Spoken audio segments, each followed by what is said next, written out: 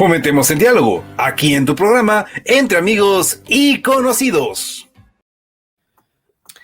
Como les había advertido, vamos a hablar del Centro Deportivo Olmedo. Ya tenemos conectado a Salvatore Gandhi Samaniego. Él es director de Rabona EC, este portal que hace investigación, que hace noticias, que hace reportajes del mundo del deporte y, por supuesto, se ha interesado en conocer qué pasa o qué ha pasado con el Centro Deportivo Olmedo y sus encrucijadas para ver en qué momento estamos. Un saludo, Salvatore, bienvenido, buenos días. ¿Qué tal, Dieguito? Un abrazo grande para ti, para todas las personas que nos están escuchando y viendo también. Es un placer estar aquí nuevamente, en realidad me siento muy cómodo y siempre es necesario ir conversando de ese tipo de cosas, ¿no? Sobre todo quizá del deporte, pero el deporte también, el deporte pensante, el deporte investigativo, el deporte que no se aleja de la historia, de la geografía, de la sociedad. Entonces creo que es interesante un poco abordar estos temas. Y bueno, y creo que eso, lo que tú has dicho es esencial porque muchas veces se le pone por ejemplo, en el tema de géneros deportivos, al deporte, al entretenimiento como subgéneros que no necesitarían investigación o mucho menos una realmente discernir sobre fuentes reales, etcétera. Entonces yo creo que se comete un grave error ahí. Todos los géneros realmente tienen que ser periodísticos, me refiero, contener todos estos puntos básicos del trabajo periodístico. Y quiero empezar diciendo que de Rabone se ha presentado, son 2 entregas acerca de el Centro Deportivo Olmedo, y para que nos hables acerca de ellos, yo quisiera que expongamos en qué punto está Centro Deportivo Olmedo el día de hoy. Así es, Dieguito. Bueno, un poco empezando, contarte que en Derrabona nos animamos por hacer una serie de reportajes investigativos, el cual tiene que ver con todo lo que ha pasado en esos últimos años en el Centro Deportivo Olmedo. Es que en realidad es durísimo contar la historia y han pasado un montón de cosas, entonces tratamos de hacerlo por partes. Dentro de eso sí me parece pertinente contarte un poco cuál es la coyuntura que vive el cuadro de riobambeño. Te cuento que no es nada fácil. Han habido una serie de errores desde hace muchos años que hoy día ponen en jaque al equipo. Vemos que el equipo en realidad en forma deportiva, de manera deportiva, está complicado, está en la última casilla de la tabla de posiciones, y ese tema y todo lo que pasa en la cancha, todo lo que pasa con los jugadores, es nada más un reflejo de toda la negligencia dirigencial, de todos los problemas económicos que han existido en estos últimos años en el Centro Deportivo Olmedo. Actualmente te diría que hay una crisis de gobernabilidad. Primero, el equipo está en acefalía, en realidad no existe un directorio reconocido como tal.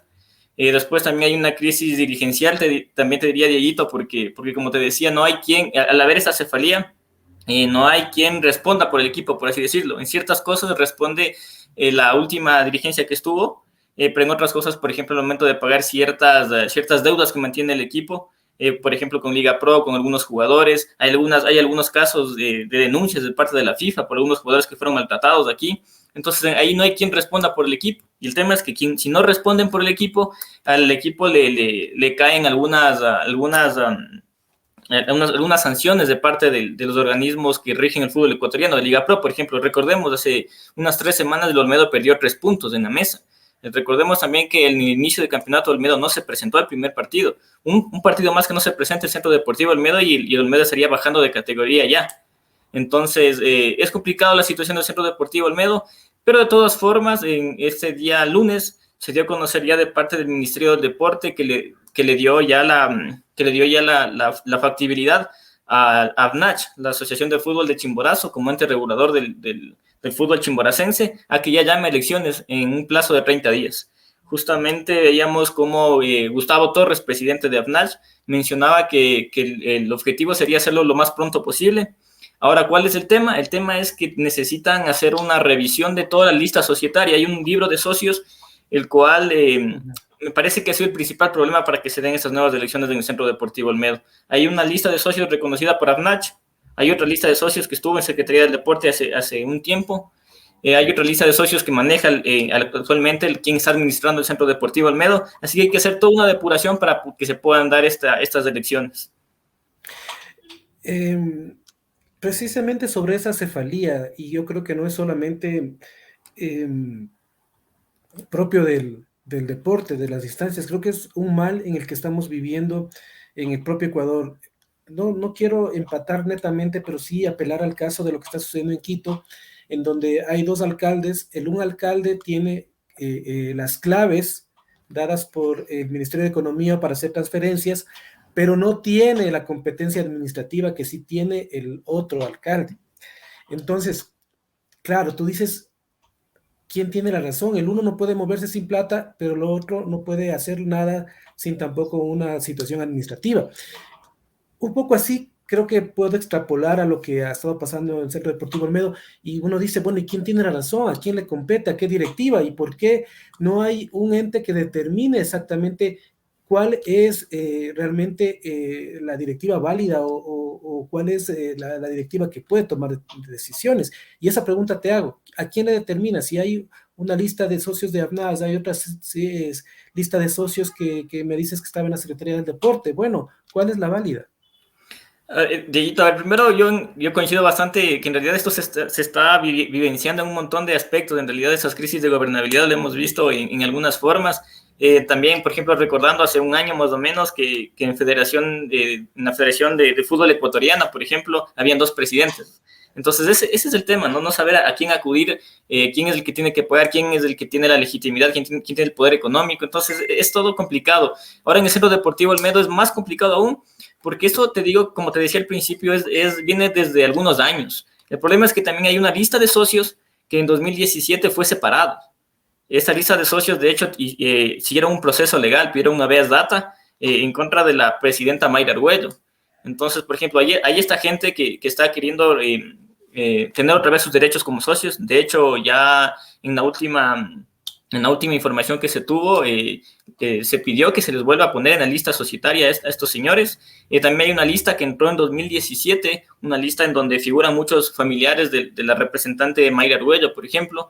Ahora, el tema es que, por ejemplo, en esta lista de socios está reconocida por Secretaría, bueno, antes Secretaría del Deporte, hoy Ministerio del Deporte, pero no está reconocida en AFNACH.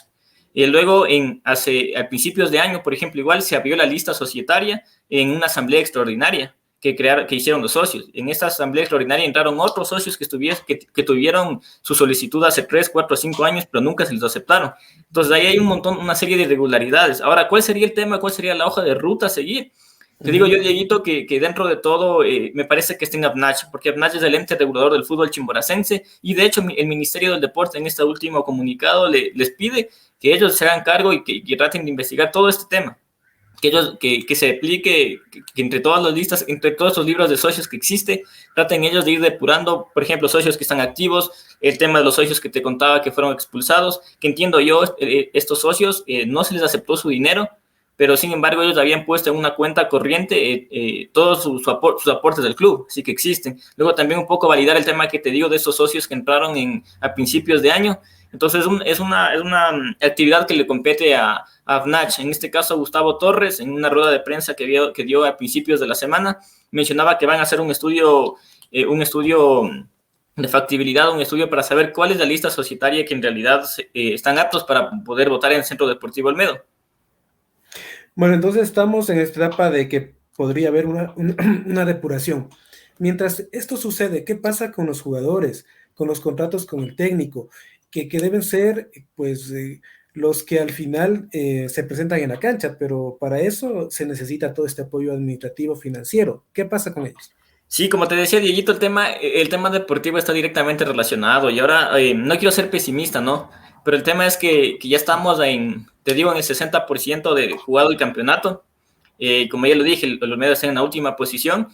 Y todo esto está causando varios malestares. ¿Por qué? Porque ha habido una fuga de talentos en el cierre de la primera etapa. En el comienzo de esta segunda etapa hubo una fuga de talentos increíbles. Se fue Jordan Razabala, se fue Jaime Lloví, se fue Brian Rodríguez, que dicho sea de paso, revisando un poco de datos, eran los jugadores que más contribuían en los goles del Olmedo. De hecho, el 65% de goles del Centro Deportivo Olmedo estaban en solo estos 3 jugadores. Entonces, desde la parte deportiva es complicado para el equipo. Luego, por ejemplo, salía que Olmedo tenía una deuda de $3,000, por ejemplo. Ahora el tema es que ¿quién paga esa deuda? Y eso es lo que quizá también ha faltado muchísimo, te diría yo, que tacto de parte de Liga Pro, por ejemplo. Se le ha por ahí juzgado al Centro Deportivo Olmedo, pero el tema es que no hay quien responda por el equipo. Después se contrató un nuevo, el entrenador que estuvo antes se marchó. porque no estaban impagos 3-4 meses. De hecho, dentro de ese cuerpo técnico estaba José Arpi, quien es el analista de videos, es un perfil nuevo en el fútbol, y por ejemplo, él se fue sin siquiera firmar su contrato.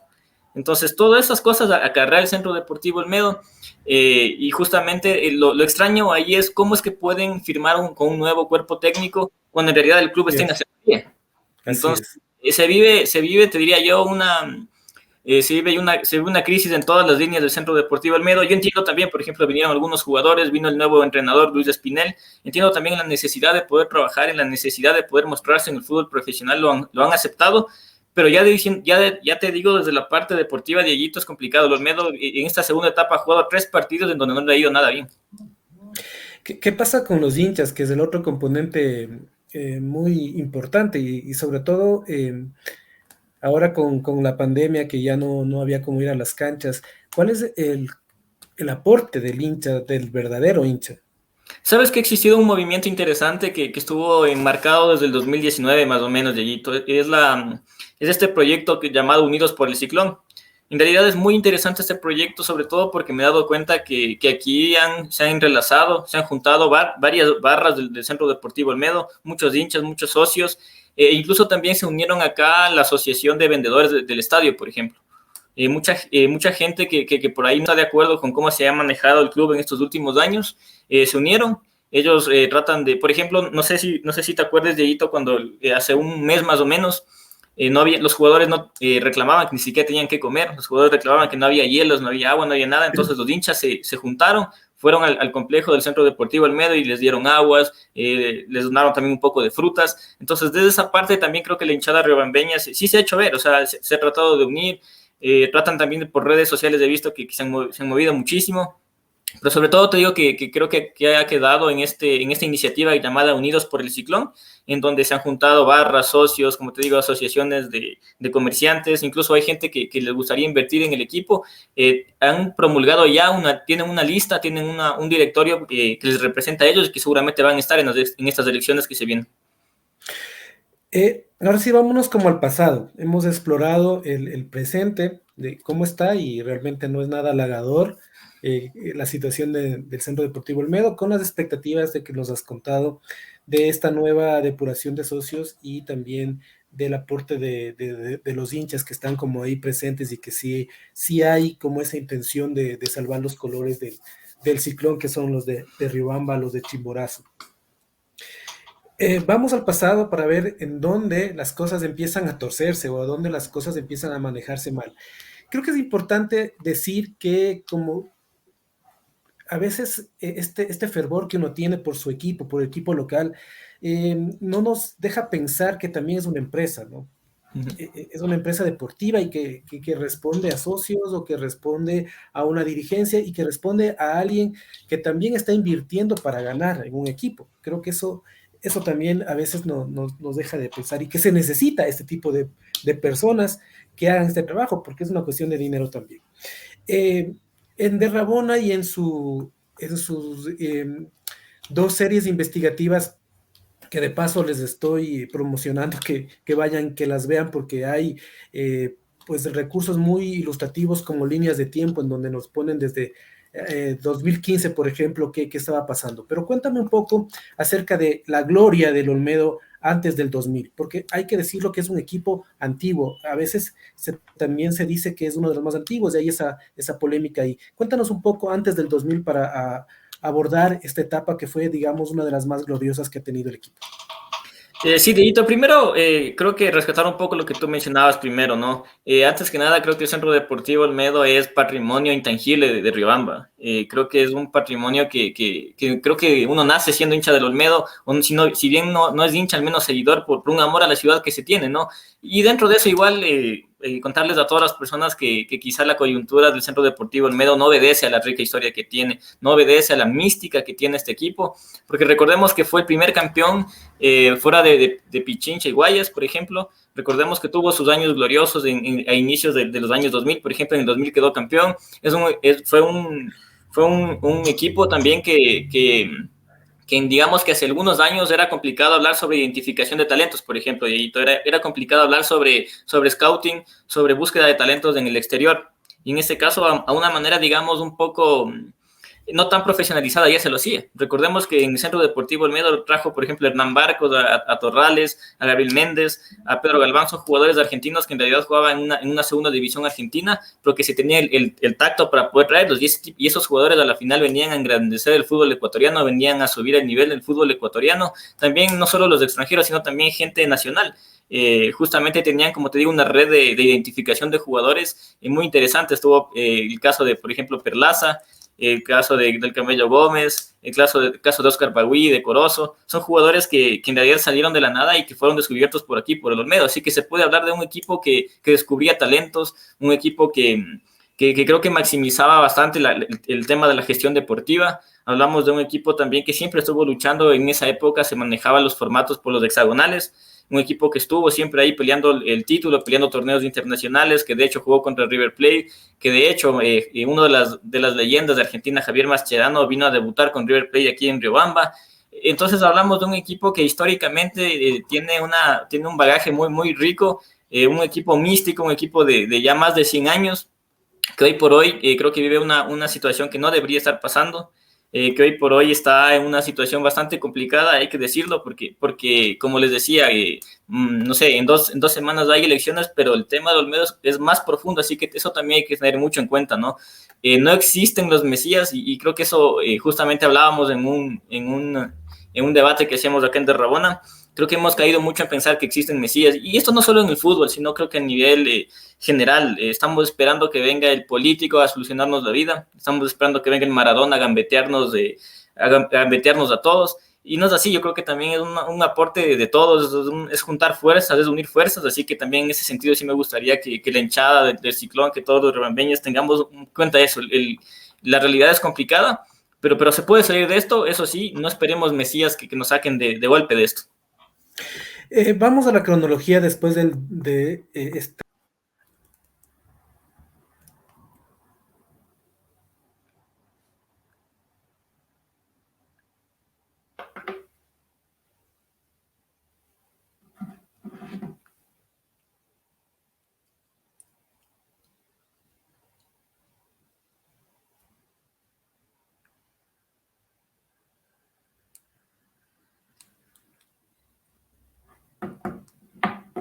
Justamente me contabas, Dieguito, me hablabas sobre digamos, la línea de tiempo que ha vivido el Centro Deportivo Olmedo.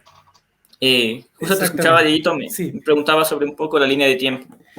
Justamente sí. Me contabas, Dieguito, me hablabas sobre ¿Qué pasa después del 2000, donde se llega a este campeonato, donde hay toda esta exposición internacional también, donde los hinchas tienen la oportunidad de en su terreno, en su cancha, en el estadio olímpico, ver a grandes figuras extranjeras también, gracias al Olmedo? ¿Qué pasa después? Porque hay una decadencia, como tú decías, no siempre pensar como en un Mesías.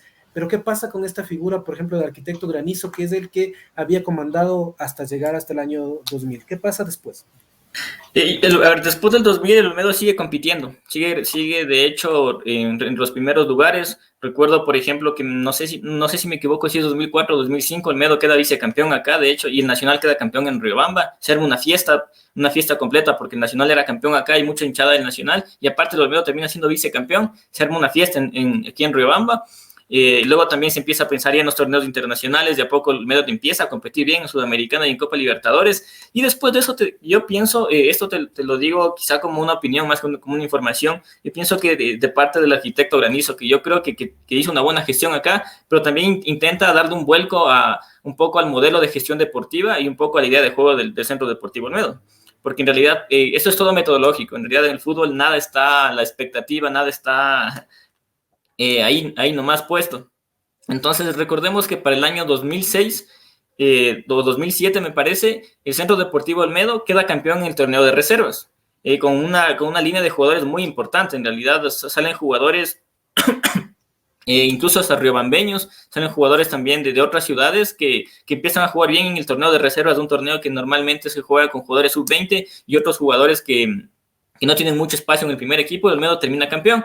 Entonces, para el siguiente año, como siempre, como ya lo estábamos mencionando, Olmedo formaba talentos, Olmedo revalorizaba jugadores, y estos jugadores se marchaban. Pero de todos modos no era malo, porque estos jugadores que se marchaban dejaban cierto dinero acá. y como ya mencionabas tú, el fútbol es un negocio.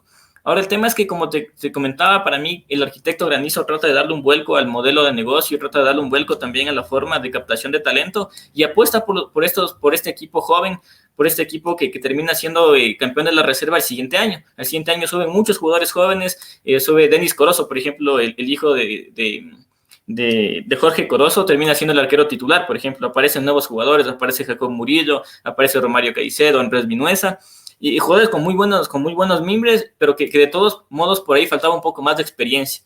Esto se termina reflejando en que Olmedo no le va bien en este torneo. Olmedo empieza a estar en las últimas posiciones, desde el tema netamente deportivo no le va bien, y son cosas que en realidad en el fútbol pueden pasar. Pero creo que de ahí la hinchada del Centro Deportivo Olmedo, ciertos actores también dentro del equipo empiezan como que a preocuparse, o sea, viendo que no hay los resultados. Y es que es algo triste también que en el fútbol, más allá de que pueda haber un proyecto y todo, mandan muchísimo los resultados, pero por eso mismo es que se tiene que pensar más en proyectos a largo plazo, más que el cortoplacismo que ha matado muchísimo el fútbol. Hay muchos proyectos deportivos que se han ido al piso por pensar mucho en este cortoplacismo, por pensar siempre en los resultados. Ya decía bien un técnico, Marcelo Bielsa, el resultadismo como filosofía va a acabar con el fútbol. Y creo que eso pasó aquí en Riobamba. Y hay que decirlo, o sea, creo que se apresuraron, se pidió la renuncia del arquitecto Granizo y desde ahí empiezan a haber ciertos problemas y sobre todo creo que la caída económica que es la debacle total del equipo. Me parece que está silenciado, Dieguito. Sí, gracias. ¿Cuándo se cambia la directiva y cuál es el camino que empieza a tomar el equipo a partir de ello? Ya para ese tiempo que te contaba, en 2008 más o menos, se da el paso a una nueva presidencia, ¿no? Recordemos que el arquitecto Granizo estuvo bastante tiempo en Centro Deportivo Olmedo, pero creo que de una manera pertinente, ¿no? Fue un dirigente que, como te digo, metió nuevos conceptos en el fútbol ecuatoriano, el tema de la identificación de talentos, el tema de descubrir talentos en el exterior. Creo que todo eso lo hizo bastante bien. De hecho, fue quien subió desde segunda categoría mismo al equipo. Entonces, luego llega Luis Aymacaña, quien fuese gerente de Acción Rural en aquella época. Viene con un proyecto, sobre todo económicamente fuerte, en teoría. Llega con un proyecto en donde también promete un montón de jugadores. De hecho, llegan muy buenos jugadores. Recuerdo que llega, por ejemplo, David Quiroz, un jugador muy recordado por la hinchada del Nacional, del Emelec. Y empiezan a armar un equipo bastante poderoso como para poder salvar la categoría. En eso el equipo empieza a reaccionar, el equipo con los refuerzos empieza a jugar mejor, empieza a competir. Ahora el tema es que llega este tema de la caída de Acción Rural, de esta cooperativa de ahorro y crédito, en donde se declara liquidada, en donde ya recordemos toda esa odisea que tuvo que pasar cierta ciudadanía aquí en Riobamba, y a raíz de eso también queda una deuda muy fuerte en el Centro Deportivo Olmedo. Y por ahí también podemos empezar a hablar del génesis de los problemas del Centro Deportivo Olmedo, porque se contrató un montón de jugadores, se hizo un montón de movimientos y sin ese aval económico. Después, claro, Luis Aymacaña se sabe que fue llevado preso, incluso ya no se quedó en la ciudad, y después de eso el Olmedo queda en una serie, también queda en un momento medio parecido al que estamos ahora, una crisis de gobernabilidad. No se sabía a quién ver, no se sabía qué hacer, y dentro de eso el Olmedo ya estaba en Serie B. Olmedo estaba a punto ya estaba en las últimas posiciones en Serie B. Te diría yo que a nivel deportivo quizá el momento más complicado del Centro Deportivo Olmedo, aparte porque desde la parte deportiva estaba mal, el equipo no reaccionaba, y segundo porque habían deudas que debían subsanarse en ese momento. Habían jugadores que estaban impagos, había el cuerpo técnico impago, habían ciertas deudas con algunos organismos tanto deportivos como de otras índoles para subsanar ya. Si no pagaba esas deudas, el Olmedo ya iba a bajar a segunda categoría, y normalmente dicen los expertos que es más fácil ganar la Serie A, por ejemplo, que subir a segunda categoría, porque ahí hay, por ejemplo, empezando desde la parte digamos, primero que necesitas una inversión fuerte en segunda categoría. Segundo, que ahí juegas quizá en estadios en donde en realidad hay lodo. Es un fútbol bastante físico, entonces es complicadísimo subir desde segunda categoría. Normalmente dicen que quizá el acabose de un equipo puede ser bajar a segunda categoría, y por ejemplo lo vemos con Deportivo Quito ahora, que ya va 3-4 años que no puede descender de categoría. Dentro de eso empiezan a buscar gente que quiera meter dinero en el equipo porque era urgente, era necesario que el equipo pueda subsanar estas deudas, y aparecen un par de grupos de inversores. Un grupo inversor es la hermana del alcalde, bueno, del alcalde Yunda, y el otro es Ubiargu, es esta empresa que estuvo comandada por Mayra Argüello y su esposo Manuel Uvidia. Entonces el tema era que había que meter una cantidad de más o menos casi $100,000. En eso se acepta la propuesta de Ubiargu, quien mete un poco más de $82,000 para poder subsanar al equipo. Y eso yo creo que también se tiene que decir, y eso no se ha dicho mucho, y en este caso yo creo que tengo que ser responsable al decirlo, que esa parte yo creo que se tiene que agradecer a esta dirigencia que por ahí me parece que no ha actuado bien, pero que se reconoce que en este año ellos salvan al equipo. O sea, sin ese dinero el equipo estaba destinado a desaparecer. Ahora, después de lo que ha pasado, después de aquello, sí es muy cuestionable en realidad, y voy a ser crítico siempre con aquello, pero en un inicio esta gente llega con un dinero que le permite al Olmedo al menos empezar a competir, y de hecho salva la categoría en el año 2015. Si bien se salva, ¿cuál es también como la personalidad que impone esta dirigencia en lo deportivo? ¿Qué nuevas cosas aporta o cuál es la diferenciación que empieza a verse en el equipo? A ver, de inicio me parece que el objetivo era salvar la categoría y se logra salvar la categoría. Ahora, dentro de aquellos había muchísimos problemas, por ejemplo, te diría yo, a nivel de gestión deportiva. Y en esa época uno podría pensar que quizá al ser primerizos, quizá al no tener cierta experiencia manejando un equipo de fútbol se puede dar. Ahora el tema era un poco, siempre que quizá no puedas hacer algo, quizá capacitarte o quizá buscar a alguien que te pueda aportar en aquello, ¿no? Y en ese sentido es donde se le reclamó un montón a la dirigencia a un inicio, que quizá hubo errores muy fuertes que se cometieron, pero que se pudieron haber subsanado quizá con capacitación, quizá asesorándose con gente de fútbol, y creo que eso que faltó bastante. Dentro de todos los primeros años ya se empezó a evidenciar, y hubo ciertos rasgos que iban a marcar toda la gestión que ha tenido esta dirigencia comandada por Mayra Argüello.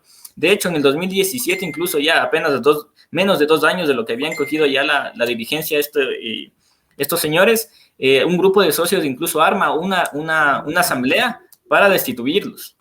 Y justo es este grupo de socios que después están desconocidos. Entonces, claro, ese grupo de socios aducían que había mucha negligencia, aducían que también habían jugadores impagos, había muchas deudas, no había mucha claridad en las finanzas del equipo. Dentro de eso, obviamente, este proceso electoral fue nulitado.